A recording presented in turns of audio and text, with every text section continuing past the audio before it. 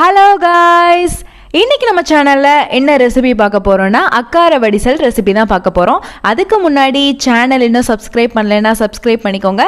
வாங்க வீடியோக்குள்ளே போகலாம். ஃபஸ்ட்டு உங்களுக்கு தேவையான அளவுக்கு பச்சரிசி எடுத்து வச்சுக்கோங்க. அதுக்கப்புறம் பாசிப்பருப்பு, இது ரெண்டையும் நல்லா அலசிட்டு 20 நிமிஷம் ஊற வச்சு எடுத்துக்கலாம். அதுக்கப்புறம் ஒரு பேனில் வெல்லம் எடுத்து வச்சுக்கோங்க. அதில் தண்ணி ஊற்றிட்டு வெல்லம் நல்லா கரையிற அளவுக்கு நல்லா ரெடி பண்ணி எடுத்து வச்சுக்கலாம். அதுக்கப்புறம் ஒரு குக்கரில் நம்ம ஊற வச்சிருக்க அரிசியும் பருப்பும் ஆட் பண்ணிக்கோங்க. அதுக்கப்புறம் பால், கொஞ்சமாக தண்ணி ஆட் பண்ணிவிட்டு நல்லா ஒரு 5 விசில் வரையும் நல்லா வேக வச்சு எடுத்துக்கலாம்.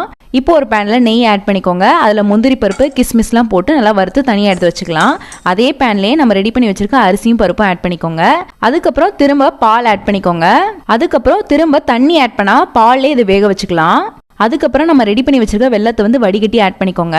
அதுக்கப்புறம் ஏலக்காய் பவுடர் ஆட் பண்ணிக்கோங்க. அதுக்கப்புறம் கொஞ்சமா டேஸ்ட்டுக்கு சால்ட் ஆட் பண்ணிக்கோங்க. லாஸ்டா நெய் ஊற்றி ஒரு 10 நிமிஷம் கிண்டிட்டு நம்ம வறுத்து வச்சிருக்க முந்திரி கிஸ்மிஸ்ல ஆட் பண்ணிட்டீங்கன்னா அக்கார வடிசல் ரெடி ஆயிரும்.